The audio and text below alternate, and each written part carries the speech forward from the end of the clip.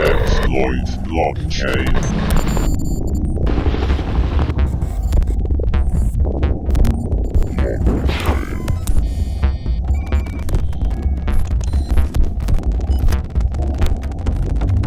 October, Kiev, HackIT. So we decided to look closer to these 6 exchanges: Binance, Bitfinex, Bitrex, Coinbase, Huobi, and Kraken. And let's see what we found. So regarding two-factor authentication, if you don't know what it is, you should. So it basically makes authentication stronger by frustrating attacks that compromise a single channel. So usually we use SMS or a mobile device application like Google Authenticator, but you can also use hardware tokens, which are very popular, of course. So we found that all crypto exchanges offer this feature, which is not surprising, and that some options are only available after you do two-factor authentication confirmation, like logins, withdrawal confirmation, password changes, API key creations, changing security settings, and actually changing anything that's sensitive about your account. Then you have captchas, which are used mostly against bots, and they are used to validate if the request is being done by a human or by a machine or automated script. So you have all types of captchas, from text-based, image-based, and more recently we have captchas that don't present you a challenge, but they are based in the risk of the session. So they check the behavior of the user, and they check the history of that session or user, and they let you in, or they will fall back to some image-based captcha, usually. So what we found is that most exchanges, they use reCAPTCHA version 2. But one thing that you should keep in mind is that CAPTCHAs can be very useful, and they are a standard, but they can be defeated by sweatshops, which is basically hordes of humans just waiting for CAPTCHA challenges to be served, and they will basically solve the challenge and provide the answer to the bot. So this can be automated, and CAPTCHAs can be defeated. Regarding the topic of account takeover defenses, so most of them just force two-factor authentication when you log in. So most of them, I mean, 2 cases out of 6, it's not most. So Binance and Bitfinex do it. It's a good measure. And if you log in successfully, some of them, they will actually send you an email informing you that you just log into your account. And in case you didn't do that, you have a very handy link that you can click on just to automatically freeze your account if you suspect that someone just compromised your credentials or your account. So you are able to reset your password or two-factor authentication, but it requires access to your email, and you can temporarily freeze certain actions like withdrawals, and this is a very good measure. I'm going to talk more about that later. You can set an IP or device whitelists, so you can inform what IP addresses you're going to use or devices. And if it's something out of those lists, it won't be, your login won't be approved. Like I said, you can freeze your account directly from email notifications, and also most of these exchanges, they log all your actions, which is something that you should keep in mind, because you should go regularly check the account log to see if there's some activity that you didn't do. There's withdrawal protections. Some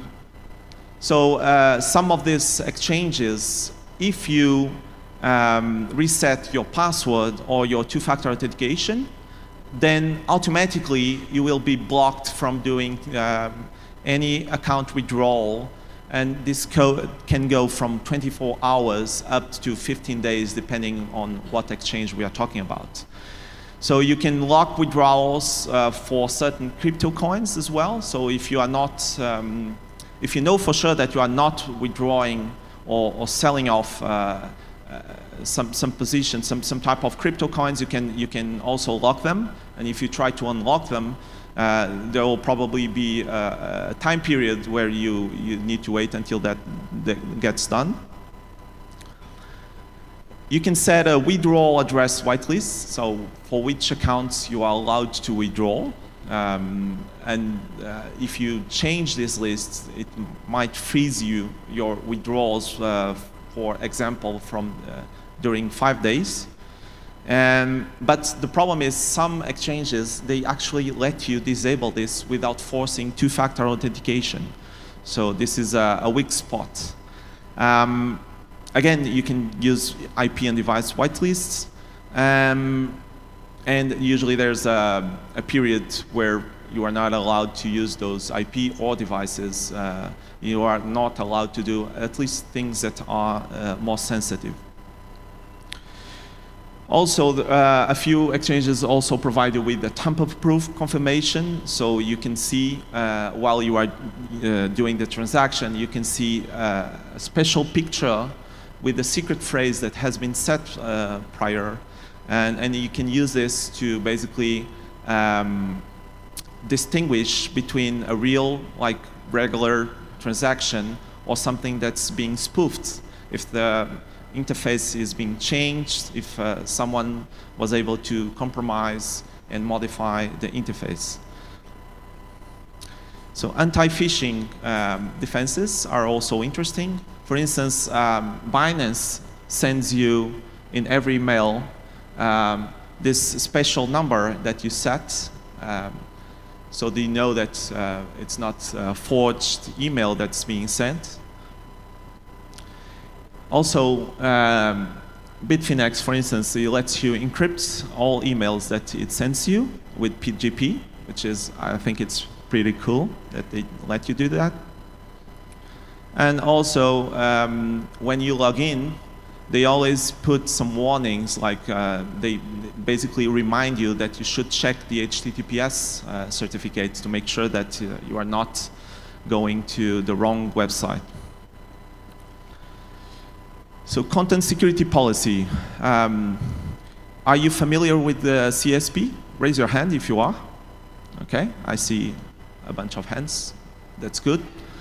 So we checked the CSPs implemented by these 6 crypto exchanges, and what we found immediately is that most of them have whitelisted domains. And this is a big no-no for CSP. So basically, I like to quote my friends Michele and Lucas, and they say basically that over 94% of all CSPs based in whitelists can be bypassable. So this means that at least these crypto exchanges, they are not doing what they could in terms of CSP configuration. Also, we spotted the use of unsafe eval, unsafe inline.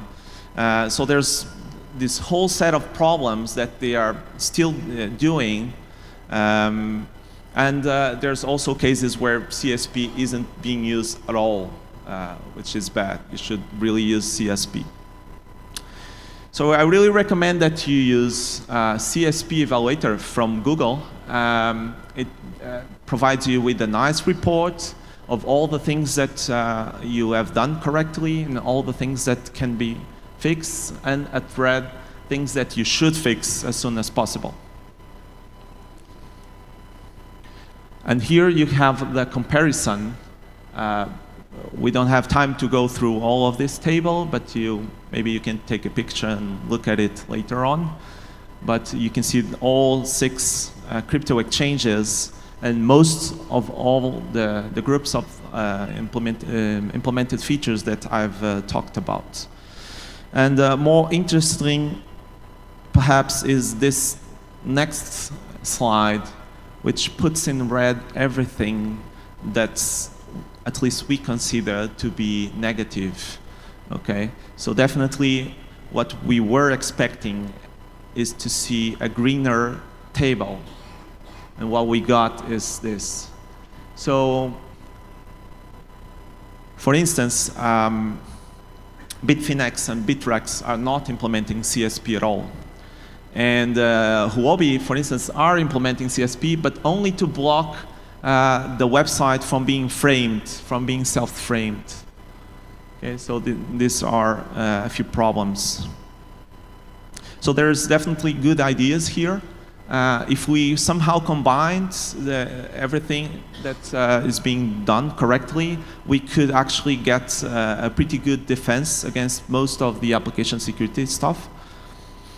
But probably the greener one is Bitfinex at the moment, although they don't implement CSP. All right, so getting into the main topic. So in March, we learned about this man-in-the-browser attack against Coinbase and also blockchain.info.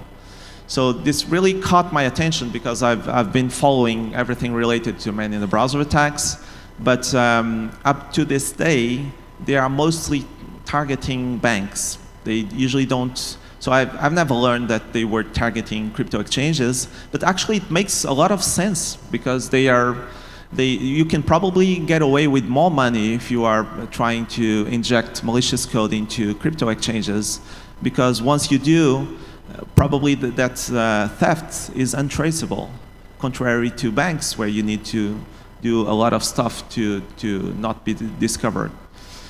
So a couple of researchers, Dowina Kosovan and Katalin Valeriolita, they published, so they discovered this strain of Zeus Panda, and they wrote a white paper about it.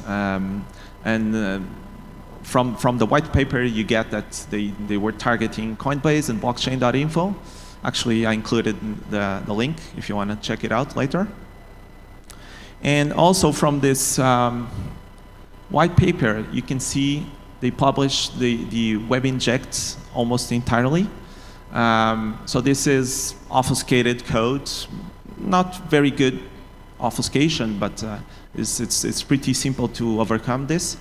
But this is the first stage web inject, and it's pretty common in Zeus Panda infections. And here you can see that code deobfuscated. So I stripped some parts just to make it fit in the slide. But actually what it's doing is, okay, so it all starts with browse inject, okay? And that basically runs this function that runs the wait page load, and when it loads, basically sets the URL prefix to this string that comes here, okay? And this string is basically the address of the CNC. So after it loads, so it creates a new script tag, and it loads a specific file in the endpoint of the CAC. So this is just a way to load an additional JavaScript, and this is completely static, so they don't change the first stage, but the second stage can be anything. So they can change this at any given moment in time, which pretty much gives them a very dynamic way of evolving attacks. So we wanted more details, and the white paper doesn't have a lot of information about the technical details, and the C2 endpoints were no longer active. So we reached out to Dowina and Katalin, the researchers, and we actually had a very nice conversation with them. They shared the stage 2 JavaScript payloads that they were able to grab.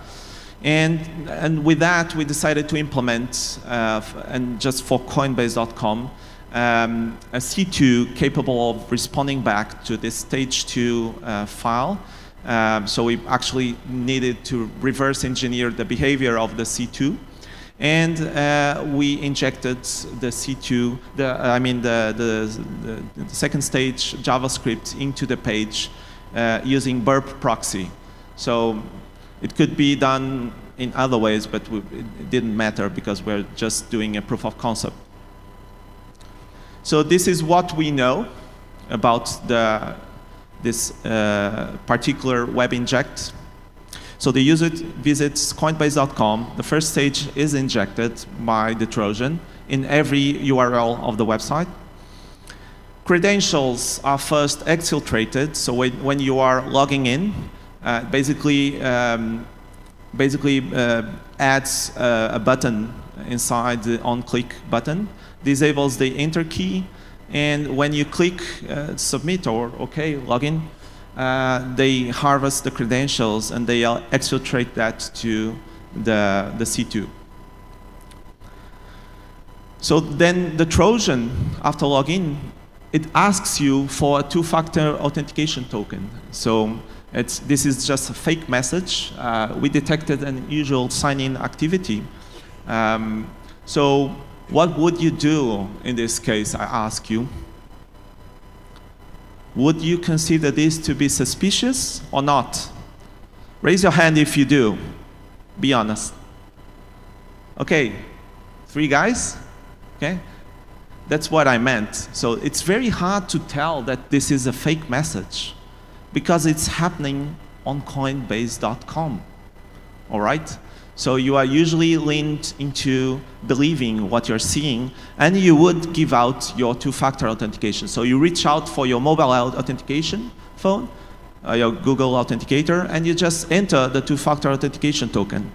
And what happens is that immediately the Trojan appends an iframe to the page where it loads the security settings page and uses your two-factor authentication token to downgrade the security of your account so that they can initiate any transaction without being requested the two-factor authentication token in the future.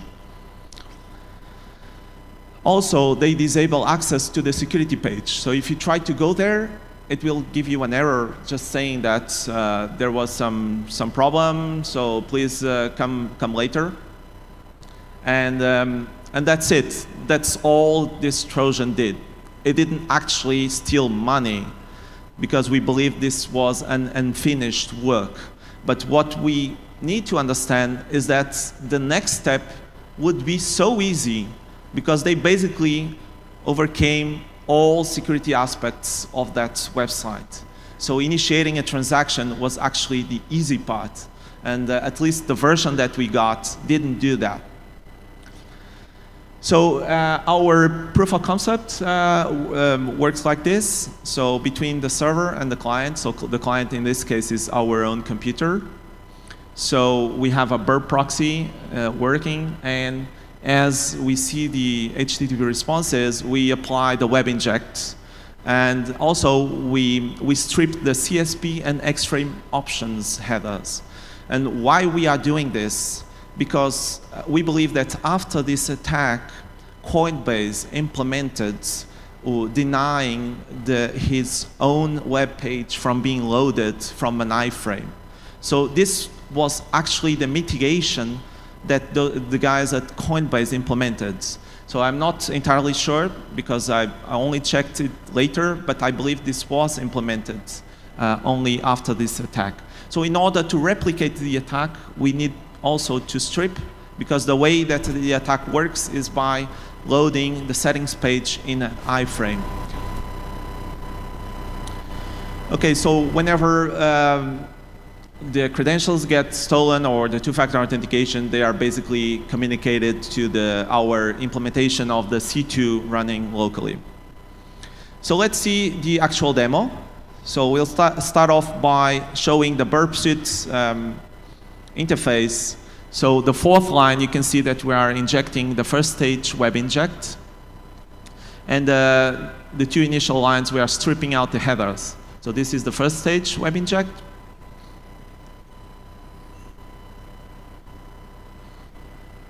As you can see, It's already enabled to proxy. And I'm starting the C2 right now.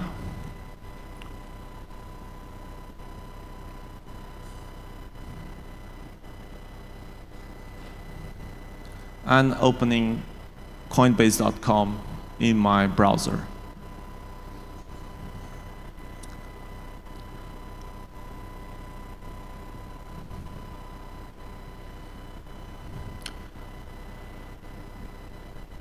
Okay. So this sign-in button that you are seeing is an overlay button. Okay? That's how they capture the credentials.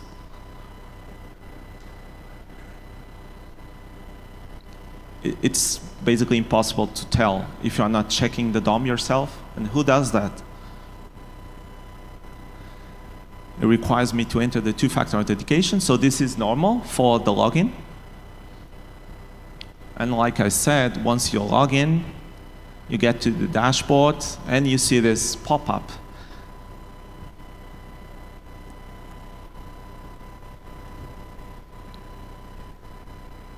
So what do? You just reach for your phone, and you enter the two-factor authentication tokens.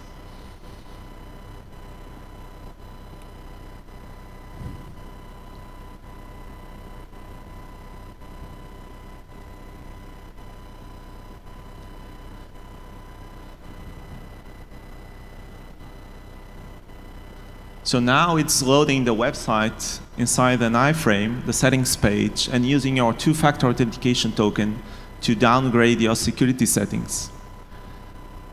That's what's happening.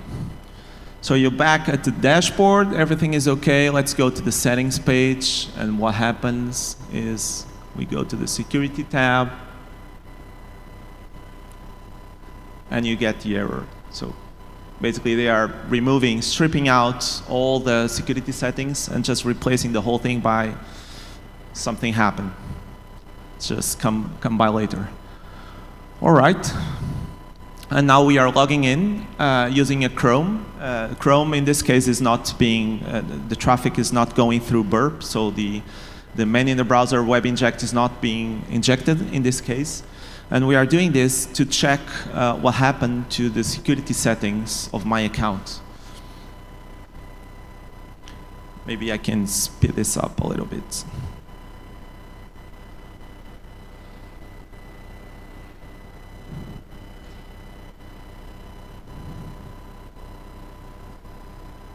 All right, security. And as you can see, never. Require verification code to send, never. It's the least secure setting. All right, so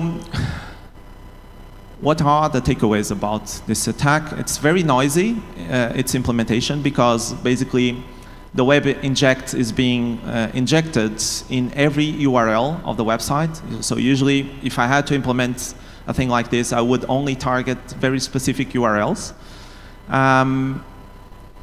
It uses a state machine, so it's the way it works. It has a state machine to know in which phase of the attack they are in and what to do next. The code definitely seems experimental. I mean, it wasn't very good written JavaScript. It seemed like JavaScript from a guy that didn't know a lot about JavaScript, but it works. It works, and it's obviously uncompleted work. First, because the iframe that you didn't saw because we hid it was still visible. So you actually could see the iframe loading the security settings page, which is obviously, it means that the developer, the attacker, was still developing the web inject. He was at the middle of the work.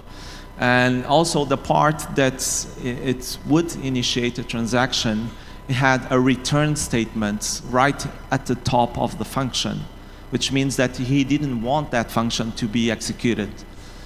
And obviously there were missing automata states.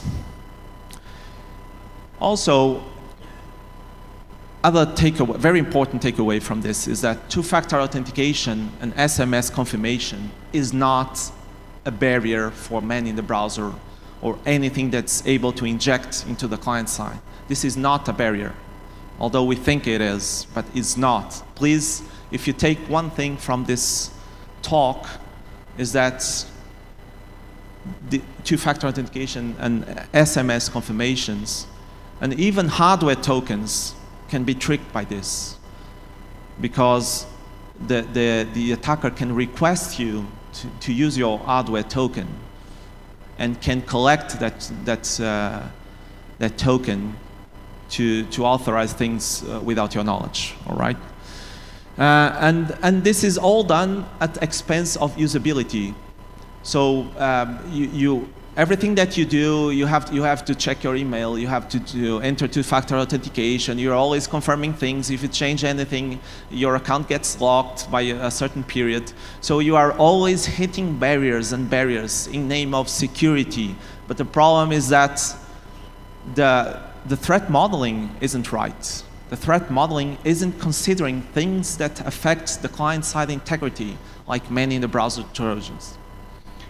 So even security specialists can be tricked by this, because no one checks the DOM, no one is verifying if the code has its full integrity, and yeah, so these are the main takeaways.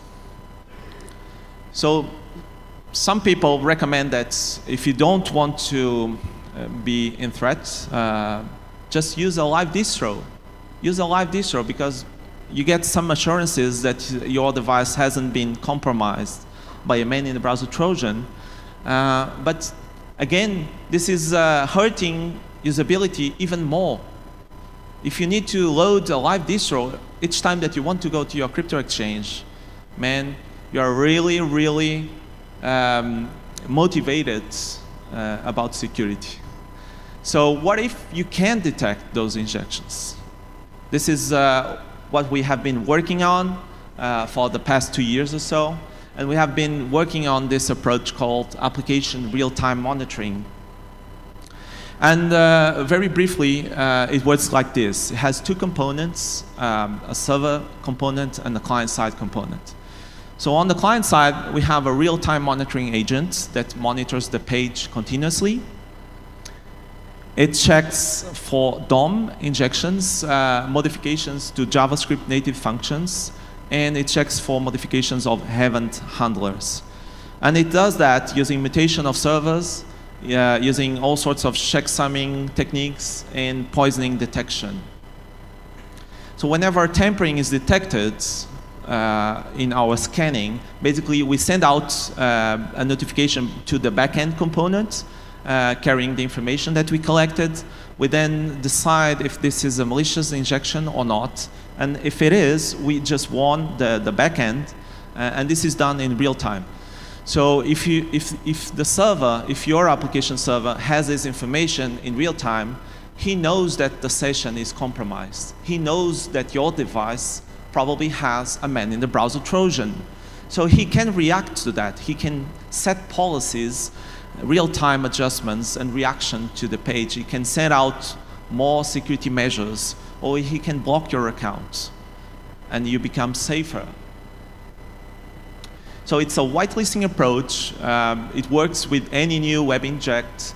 It has different levels of sensitivity because there's lots of things that can happen to the DOM.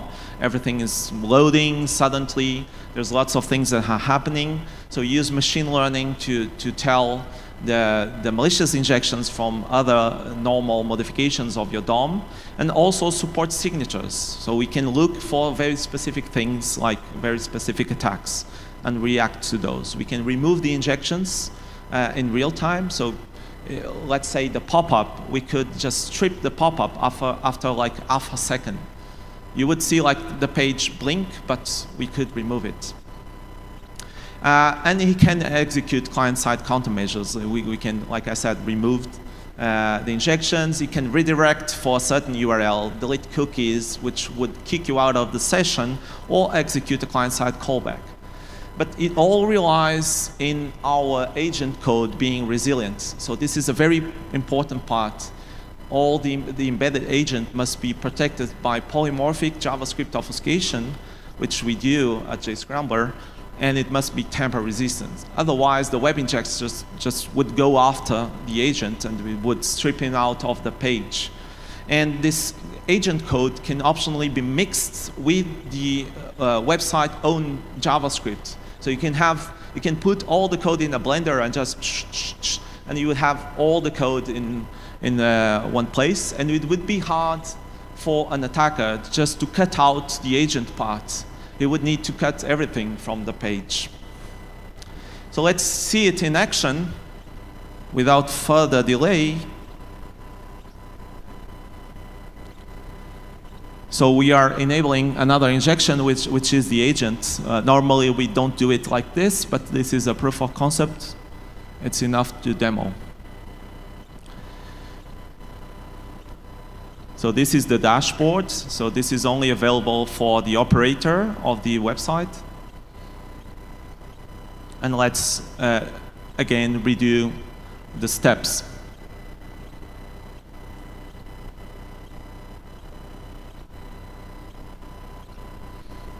All right, so we are already seeing something is going on in the login page, and we can see that two things happen. Done tampering, let's see what has. We can see the website, the URL, and you can see that this is the result of executing the first stage web inject. So it's loading that specific script from the C2, and this is a page removal. So basically injects the script and then removes it from the page, and this is the first stage web inject. All right, so we'll not do anything about it for this demo. So let's proceed. So obviously that means that our credentials will be stolen. But that's all right because we own the C2. All right, and we can see what the C2 is doing. So in the sign-in URL, it keeps, this is the button that is overlaying the login button, the real login button. So this is the level of detail that you can see. It's very good to investigate the incident, right? Okay.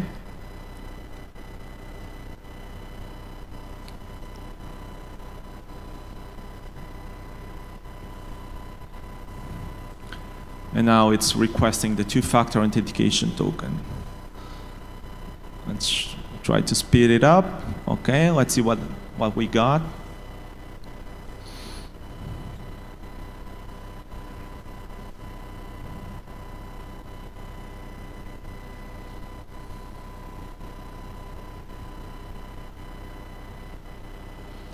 Okay, so now the dashboard is being loaded, and this pops up. And we are seeing more stuff coming in. Let's see what we caught.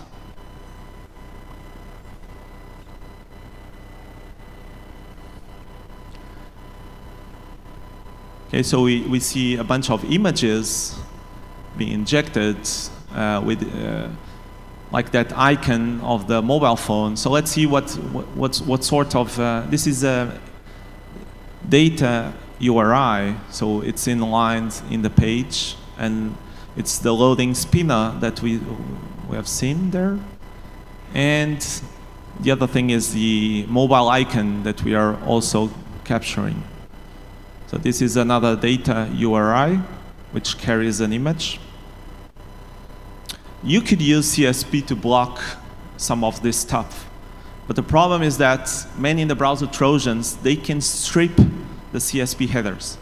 So CSP is very good, and you should use it, but it does nothing against many in the browser or malicious extensions. They can both strip all security headers.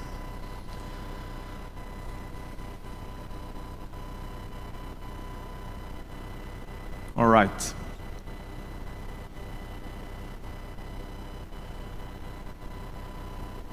And that's it.